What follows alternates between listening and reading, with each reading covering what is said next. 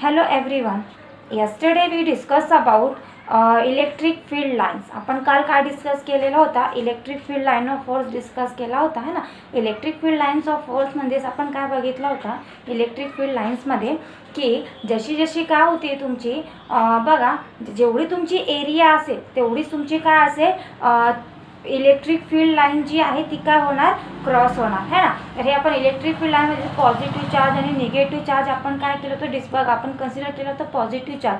म्हणजे बघा electric field line ही कशी असते इमेजिनरी लाईन असते आणि पॉझिटिव्ह चार्जपासून आपण कन्सिडर केलं पॉझिटिव्ह चार्जपासून काय होतात इलेक्ट्रिक फील्ड लाईन जी असतात ती आउटवर्ड डायरेक्शनला असते आणि जे निगेटिव्ह चार्ज असते ते निगेटिव्ह चार्जमध्ये जे इलेक्ट्रिक फील्ड लाईन असते ती कशी असते कम इनवर्समध्ये असते है ना. आणि आपण अशी प्रकारचा काल आपण इलेक्ट्रिक फील्ड लाईनमध्ये आपण डिस्कस केला होता. तसेच आपण डिफिकल्ट पॅटर्नमध्ये सुद्धा आपण डिस्कस केला होता की पॉझिटिव्ह चार्ज आणि निगेटिव्ह चार्ज आपण काय केलेला होता कन्सिडर केलेला होता. तर आपण बघा पॉझिटिव्ह चार्जपासून इलेक्ट्रिक फील्ड निघती आहे तर कुठे चालली आहे निगेटिव्ह चार्जकडे. म्हणजे आपल्याला कशी मिळालेली होती कर्व लाईन मिळालेली होती. इलेक्ट्रिक फील्ड लाईनची कशी आपण डायग्राम बघितली होती कर्व शेपमध्ये सुद्धा बघितलेली होती है ना. म्हणजे त्या कर्व शेपमध्ये आपण काय करू शकत होतो त्या कर्व शेपमध्ये इझिली आपण काय करत होतो टँजंट आपण ड्रॉ करू शकत होतो. म्हणजे टँजंट आपण काय ड्रॉ करतोय कारण की टँजंट आपण इलेक्ट्रिक फील्डच्या कुठल्याही पॉईंटला आपण काय करू शकतो टँजंट ड्रॉ करू शकतो. आणि टँजंट काय शो करतो टँजंट इलेक्ट्रिक फील्ड लाईनची काय डायरेक्शन शो करत असतो है ना. तर हे आपण काल डिस्कस केलेला होता.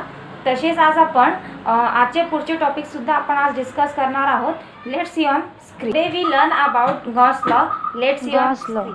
Carl Friedrich Gauss, 1777 to 1855, one of the greatest mathematicians of all times, formulated a law expressing the relationship between the electric charge and its electric field, which is called as Gauss law. Gauss law is analogous to Coulomb's law in the sense that okay आपण काय discuss करतोय Gauss law discuss करतोय. तर Gauss हे scientist होते. त्यांचं पूर्ण नाव काय होतं कार्ल फ्रेडरिच गॉस हे त्यांचं पूर्ण नेम आहे. आणि 1777 to 1855मध्ये यांनी आपल्याला इंट्रोड्यूस केलं आहे गॉस लॉबद्दल. ओके तर हे ग्रेटेस्ट मॅथमॅटिशियन्स होते. आणि गॉस लॉनी काय केलं जे कुलम्स लॉ आहे त्यालाच त्यांनी काय केलेलं आहे म्हणजे गॉस लॉ त्यांनी आपल्याला काय केलं आहे एक्सप्लेन केलेला आहे 1777 to 1855च्या पिरियडमध्ये गॉस लॉ त्यांनी काय केलं आहे इंट्रोड्यूस केला आहे. is to express the relationship between electric field and electric charge. Gauss law provide equivalent method for finding electric intensity. Okay Gauss लॉमध्ये आपण काय डिस्कस करणार आहोत relationship between electric field and electric चार्जेसमध्ये आपण कशाचं रिलेशनशिप डिस्कस करणार आहोत इलेक्ट्रिक फील्ड आणि इलेक्ट्रिक चार्जेस हे आपण काय करणार आहोत डिस्कस करणार आहोत या गॉस लॉमध्ये. It relates values of field at a closed surface and the total charges enclosed by the surface.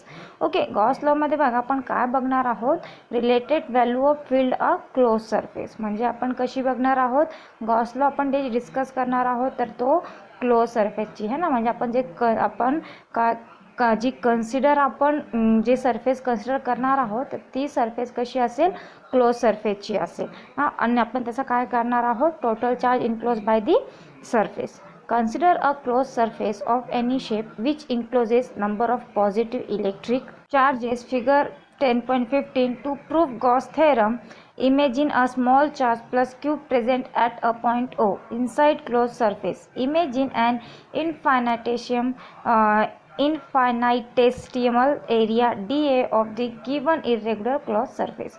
Okay आपण काय कन्सिडर करतोय की एक आपण सरफेस का कन्सिडर केलेला आहे आणि ती जी सरफेस आहे इरेग्युलर शेप एनी शेप म्हणतोय ना आपण. म्हणजे आपण सरफेस कशी कन्सिडर करतोय एनी शेपमध्ये म्हणजे ती कुठली असू शकते शेप. ओके इरेग्युलर शेपमध्ये असू शकते म्हणजे कसली आकडी वाकडी कसलीही सरफेस होऊ शकते ती. तर आपण काय करतो सरफेस आपण कन्सिडर करतोय आणि त्या सरफेसची आपण सेंटर ऑफ पॉईंट ओ पासून आपण काय पॉझिटिव्ह चार्ज कन्सिडर केलेला आहे त्याला आपण काय म्हणतोय प्लस क्यू म्हणतोय है ना. आणि जी त्या सेंटरपासूनचे चार्ज जे आहे त्याचं जे चार्ज डिस्टन्स आहे ती काय आहे ए, त्याची एरिया डी ए. आपण हे एशन फिगर 1 वरून आपण हे कन्सिडर करतोय. तशी तुम्हाला फिगरमध्ये ज्यावेळेस येईल, ज्यावेळेस तुम्ही गॉस लॉची डायग्राम बघता त्यावेळेस तुमच्या लक्षात येऊन जाईल ओके की आपण कशी शेप घेतोय आणि त्याच्यातला डिस्टन्स काय आहे. Let see a diagram. बघा जसं आपण कन्सिडर केलेला होता की आपण एक कन्सिडर सरफेस करतोय तो कुठल्याही शेपमध्ये, एनी शेपमध्ये म्हणजे इरेग्युलर शेपमध्ये. तर बघा या डायग्राममध्ये तुम्हाला काय दिसते, ही जी सरफेस दिसते ही कशी सरफेस दिसते इरेग्युलर शेपची, म्हणजे कशी ही वाकडी तिकडी सरफेस आहे. आणि आपण काय कन्सिडर केलं होतं त्या सरफेसची सेंटर ऑफ पॉईंट ओ आणि त्याचा आपण काय केला होता चार्ज क्यू म्हटलेला होता है ना. तर क्यूपासून जे तुमची इलेक्ट्रिक फील्ड काय होती हे तुमचं बघा. आता जे चार्ज असेल तर पर्टिक्युलर तुमच्या चार्जपासून काय बाहेर पडतील, पॉझिटिव्ह चार्जपासून काय बाहेर पडतात, इलेक्ट्रिक फील्ड बाहेर पडतात है ना. आपण इलेक्ट्रिक फील्ड लाईन डिस्कस केलेला होता. तर इलेक्ट्रिक फील्ड लाईन्स काय होते तुमची आउटवर्ड डायरेक्शनला चालली आहे.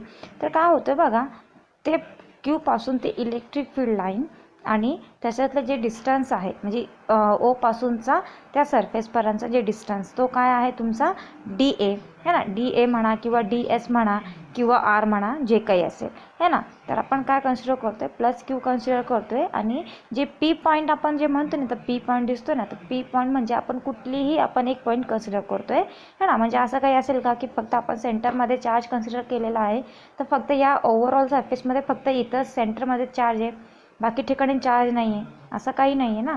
म्हणजे जर सेंटरपासून तुमचा प्लस स्मॉल क्यू म्हणतोय म्हणजे इथे मेनी चार्जेस आहेत है ना. तर म्हणजे आपण जे पर्टिक्युलर आपण म्हणू शकतो की सेंटरमध्येच नाही या ऑल सरफेसमध्येच काय आहेत चार्जेस आहेत. तर आपण कुठलाही एक पॉईंट कन्सिडर करतोय त्याला आपण काय म्हटलेलं आहे पी. बघा तुम्हाला दिसतोय पी आपण कन्सिडर करतोय जी तुमची डी एस आणि क्यू है ना. म्हणजे तुमची इलेक्ट्रिक फील्ड आणि त्याची एरिया सेंटरपासून तुमचा जे तुमची डिस्टन्स आहे तो आपण काय म्हणतोय डी एस म्हणतोय आणि एक इलेक्ट्रिक फील्ड म्हणतोय. तर या दोघांचा अँगल काय मिळतोय तुम्हाला डी थिटा. म्हणजे तुम्हाला A is equals to Q upon 4πε/r² जे दिसतंय ना हे तो यू नो दॅट है ना. तुम्हाला माहीत आहे ही काय आहे इलेक्ट्रिक फील्डची काय आहे ही मॅग्नेट्यूड आहे है ना. तर आपण म्हणू शकतो ना की जे अँगल मिळतोय तो अँगल कसला मिळतोय आपल्याला है ना. आपल्याला जे त्याचा मॅग्निट्यूड काय मिळतोय क्यू अपॉन 4πε0r² है ना. म्हणजे त्याचा आपल्याला जे डी थिटा जे अँगल मिळतोय तो कशाचा अँगल मिळतो आपल्याला दोघांमधला कोणत्या दोनमधला अँगल मिळतोय तुम्हाला एरिया आणि इलेक्ट्रिक फील्डच्या दोघांमध्ये तुम्हाला काय मिळतोय अँगल मिळतोय. त्या अँगलला आपण काय म्हणतोय d theta.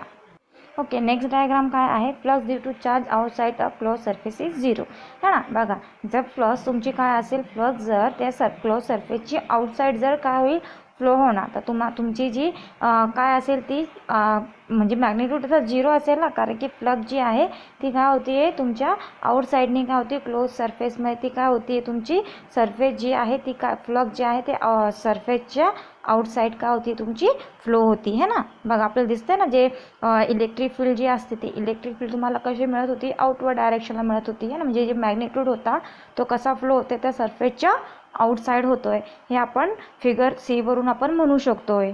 Late theta be the angle subtended by normal drawn to area d s and the direction of E है ना. आपल्याला माहिती आहे थिटा काय आहे अँगल आहे आणि हा अँगल कुठे तुमचा ड्रॉन होतोय एरिया आणि डायरेक्शन ऑफ ई आणि या दोघांमध्येच तुमचा अँगल मिळत होता ना. त्याला आपण काय म्हणतोय थिटा म्हणतोय.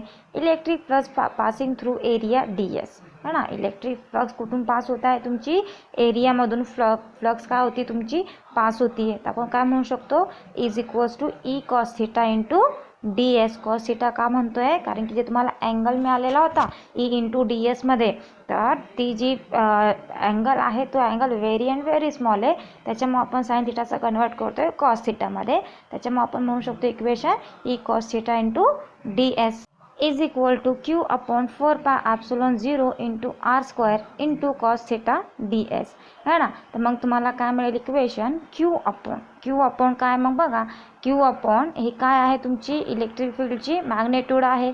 आपण म्हणू शकतो ना Q upon 4πε0 into r² into cos theta into D S. कारण की ई काय आहे Q/4πε/r² आहे ना, हे इलेक्ट्रिक आपण याच्या पहिले पण आपण डिस्कस केलेला होता इलेक्ट्रिक चार्जेसमध्ये है ना.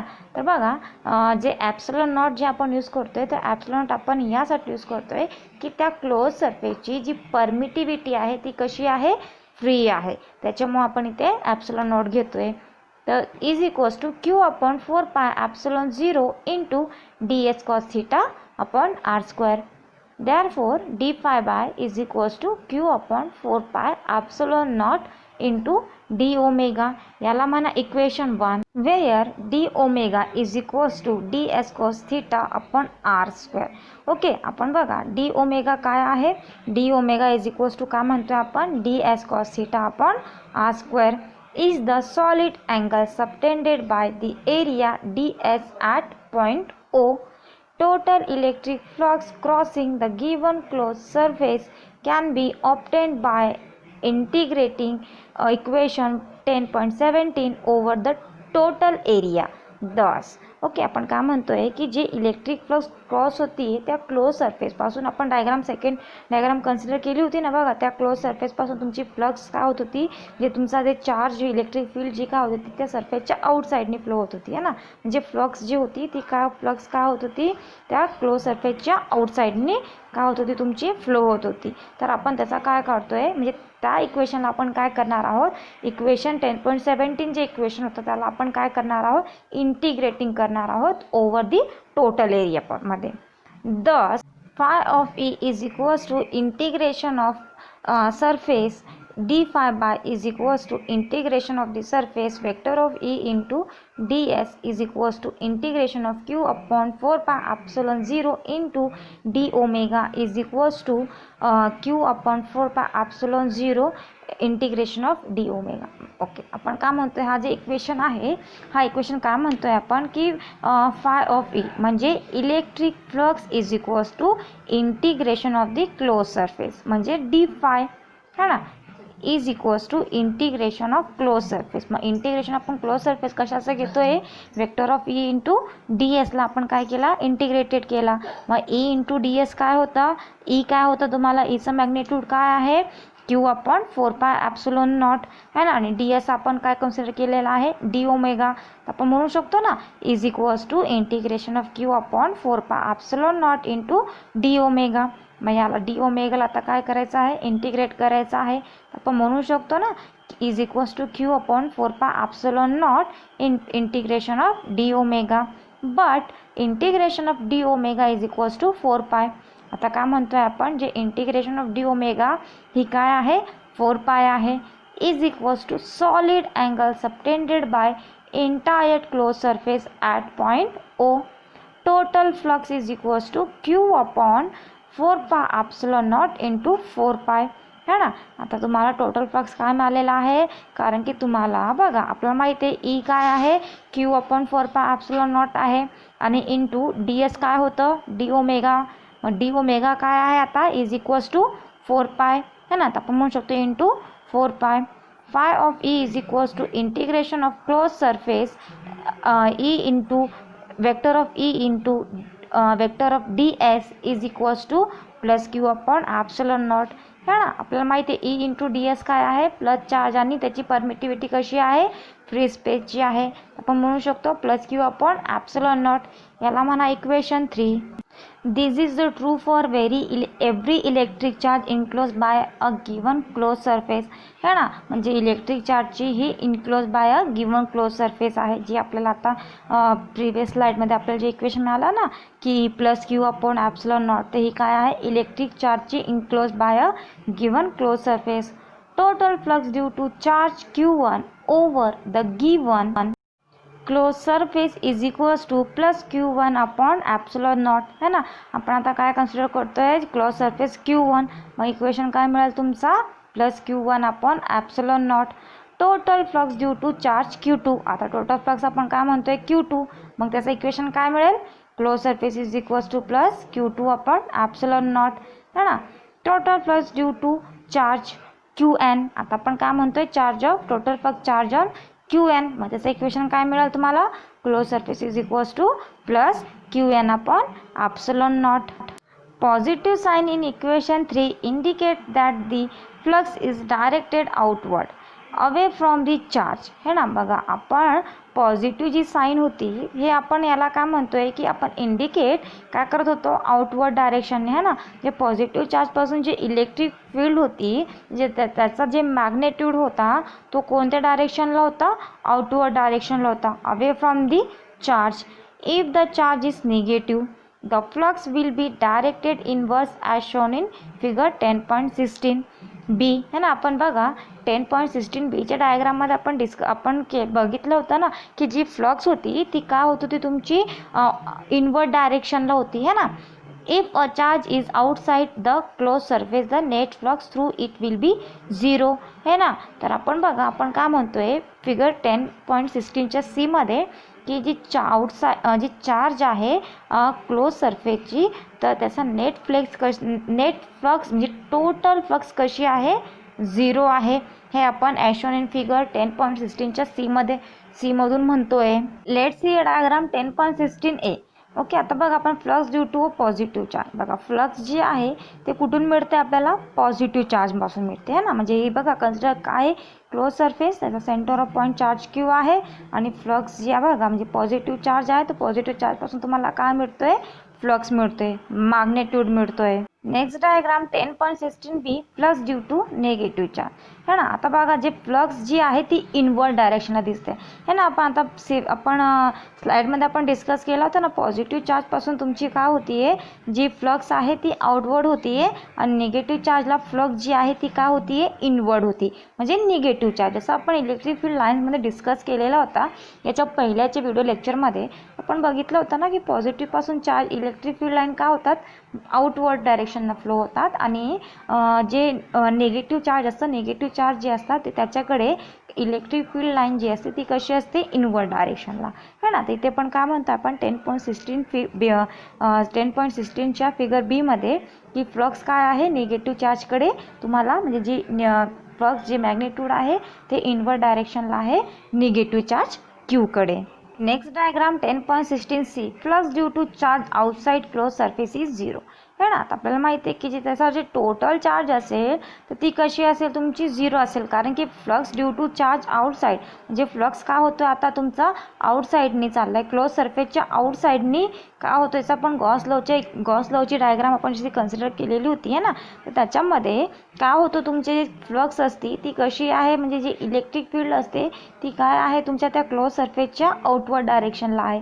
तर म्हणजे जी इथं फ्लक्स जी आहे ते चार्जची जी फ्लक्स आहे ती आउटसाइड आहे कशाच्या क्लोज सरफेसची म्हणजे मग ती काय असेल 0 असेल. According to the superposition principle the total flux phi due to all charges enclosed within the given close surface is. Okay. आता आपण कोणता प्रिन्सिपल कन्सिडर करणार आहोत according to superposition principle the total flux phi due to all charges enclosed within the given close surface. Phi of E is equals to q upon q1 upon epsilon naught plus q2 upon epsilon naught plus q3 upon epsilon naught plus so on qn upon epsilon naught है ना. कारण की आपण तिथे many charges बघा Gauss लॉच्या डायग्राममध्ये मी तुम्हाला म्हटलं होतं ना की फक्त आपण जे प्लस क्यू ओरिजिनपासून आपण जे कन्सिडर करतोय तर म्हणजे असं नाही ना की ते क्लोज सरफेसमध्ये फक्त सेंटरमध्ये चार्ज आहे है ना. म्हणजे त्या सरफेसमध्ये ती त्याची परमिटिव्हिटी कशी आहे फ्री आहे म्हणजे तिथे मेनी चार्जेस आहेत ना. म्हणजे क्यू जर चार्ज असेल ते Q1 पण असेल Q2 पण म्हणजे nth पॉवरपर्यंत असेल ना. तर आपण हे जे इक्वेशन लिहितोय तो अकॉर्डिंग टू सुपर प्रिन्सिपलच्या याच्या थ्रू आपण लिहितोय है ना. तर इज इक्वल्स टू काय असेल summation of I is equals to n I is equals to 1 QI upon epsilon naught is equals to capital Q upon epsilon naught according to this superposition principle. Statement of Gauss law. आता आपण काय बघणार आहोत discuss काय करणार आहोत Gauss लॉचा statement बघणार आहोत. The flux of the net electric field through a close surface equal the net charge enclosed by the surface divided by epsilon naught. हा ना स्टेटमेंट काय म्हणतोय की जे द फ्लक्स ऑफ म्हणजे जे फ्लक्स आहे flux of the net electric field म्हणजे टोटल इलेक्ट्रिक फील्ड आपण काय करतोय क्लोज सरफेसच्या काय जे क्लोज सरफेस जी net charge enclose by the surface आहे तो आपण कशाने डिवाइड करतोय ॲप्सिलॉन नॉटने. म्हणजे इक्वेशन काय येईल या स्टेटमेंटवरून, integration of E into D S, vector of E into D S काय आहे इलेक्ट्रिक फील्ड आणि त्याची पर्टिक्युलर एरिया त्या इन्क्लोज सरफेसची इज इक्वल्स टू काय असेल त्याचा नेट चार्ज, टोटल चार्जेस है ना. म्हणजे Q1 Q2 Q3 असे चार्जेस होते ना, म्हणजे नेट चार्ज म्हणजे total charge divided by epsilon naught, where Q is the total charge within the surface. Q काय आहे टोटल चार्ज आहे कशाची त्या सरफेसची, जी आपण इरेग्युलर शेपची घेतली होती ना, आकडी वाकडी जे शेप घेतली होती ना त्याचा टोटल चार्ज आपण कशाने डिनोट करतोय Qनी. Gauss law is applicable to any closed.